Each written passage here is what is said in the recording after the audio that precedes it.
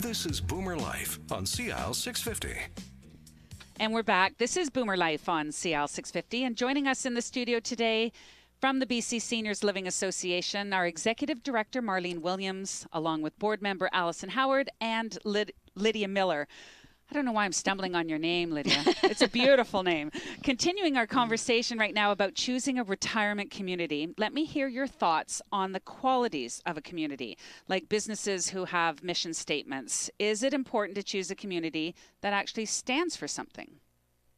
I think it absolutely is. And I think what you're looking for is a community that shares your values. So there's lots of different types of communities out there. You've got to go and kick the tires of a few and look at the people who are living there. Look at their backgrounds. Look at what they're talking about over the dinner table. Look at what it is that the community itself is offering in terms of life enrichment or outings or social opportunities. Do those values align with my values? Can I see myself here? Does this company have a purpose over and above simply serving seniors? Is it about a life mission? Is there a passion for caring? And if those things are important to you and those tick your boxes, then you know that that's the right community for you.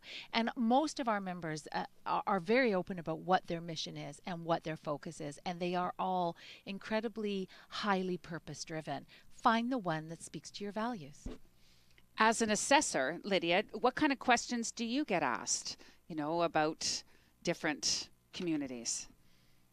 Oh, goodness. Well, like, could there be anything from, what type, is there a certain religion practiced here, or is there a multicultural environment, or is there, different food menus, or do you get any of these kind of questions? Or not so much, not so much. They want to know more about what we look for and how we determine, the quality of any category, whether it be the emergency procedures, whether it be fire safety, whether it be resident satisfaction, and staff training. It's all so important, right? Because you're responsible for the welfare and the safety of these seniors who are a delicate generation. They're the silent generation. They're the great generation.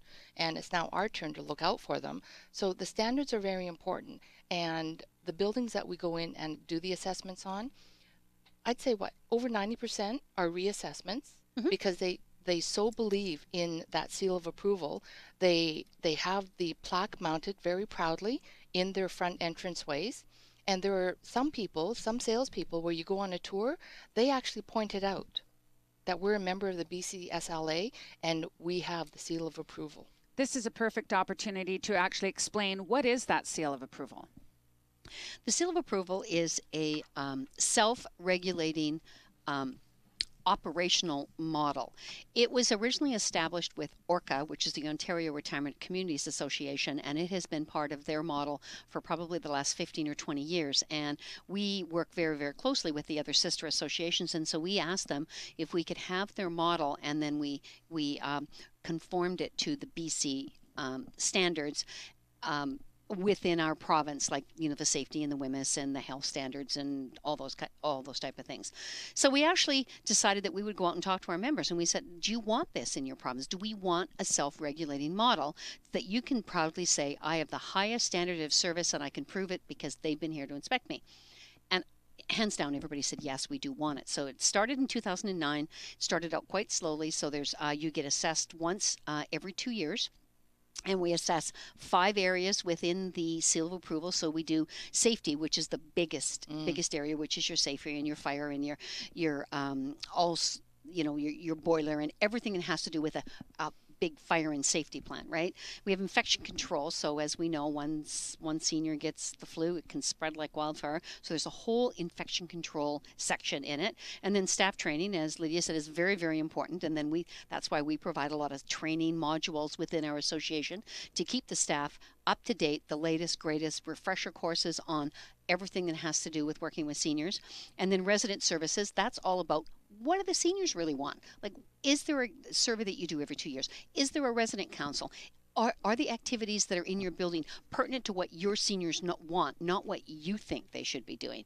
And then there's the assisted living section, which, as you know, or you may know, in British Columbia, we are the only province in Canada that has an official assisted living registry that is governed under the Ministry of Health. And so we have a whole section there which conforms to the licensed regulations within the assisted living registrar. So the seal of approval is, like I said, voluntary. It's self-regulated. We have talked to the Ministry of Health about it. We've talked to the assisted living registry. We've worked with BC Housing on it, because what we want the government to know is that we run the highest quality of standard and service in senior living communities and for the seniors that we serve, that they don't need to get involved with us. They don't need to regulate us because we do it the best already.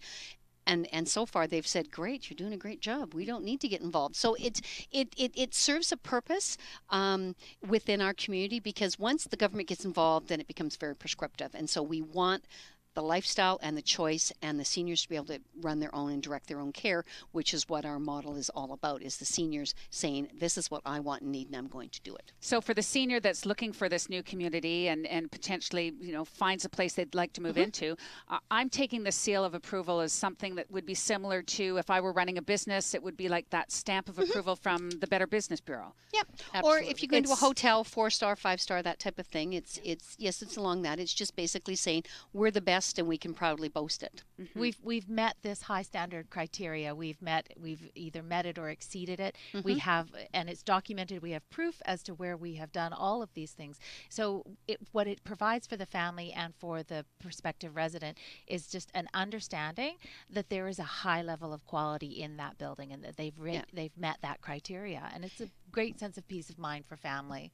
And it's not a slam dunk. I mean, there's some communities that get put on action plans. Now, the action plans aren't anything serious, but it could be as simple as, for an example, we just had one community that was assessed and they were put on a small action plan because they hadn't done a resident survey in 2 years. And so we said, well, as part of making sure that your residents, so they said, fine. And they implemented a resident survey, boom, they passed. So, we go through and we actually ask them to document everything that we want to see, and then that's what the assessor checks, and that's what Lydia does when she goes out. And there was, another simple example is there's so much food services, there's so much culinary involved, there's kitchen practices, there's temperatures, there's cooking, there's cleaning, all that stuff we check, hazardous chemicals, proper waste management policies and procedures are in place, et cetera, and then the training that backs it up with the certificates in the employee files, for instance.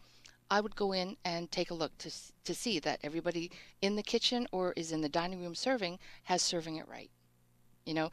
Simple as, oh, okay, I'm checking the files, but we don't have it, but we see on your calendar that you did do the employee training. Easy. The director of admin had all the certificates, right? So there are checks and balances in place just to ensure that the back end meets up with the front end that the residents and the families are seeing. So that everything is safe, it is secure, and operating at the highest standards of quality.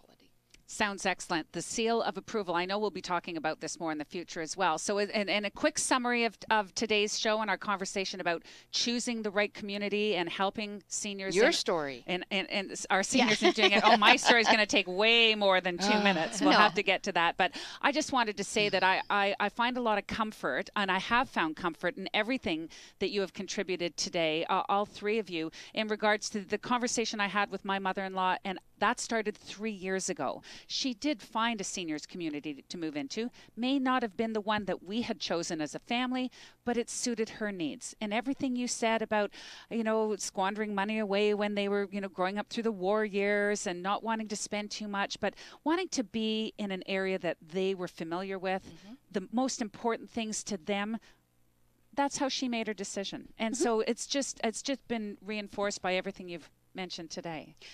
And you also said that when your mother-in-law moved in the community that she was quite she wasn't as social as you would have liked to have been, and then you told us a great story about how that's changed since she's moved in there. Oh my gosh, she did not have a strong social life, living in a big house she'd been in for 50 years. She'd wave at the neighbor over the fence maybe once or twice, and when her husband died, and I said, well, thankfully you've got great neighbors, and she said, well, I guess so. And I said, well, you've had them over, haven't you? And she said, no. But then she moved into the seniors community. She throws us out now. She's so busy. She has no time for us as the family, but she's made friends. She works out. She's gone to the fitness class, the yoga class, the bus tours, Really. So she is going to be our poster child. She will be. We'll bring her on one of the future shows. Absolutely. Yeah. All of you, thank you very much for joining us today. Our Executive Director, Marlene Williams from BC's Senior Living Association. Also, Board Member Alison Howard and Lydia Miller. It's been a great conversation today. Thank you. Thanks for having us. Thank you so much. You've been listening to Boomer Life on CL 650. Okay.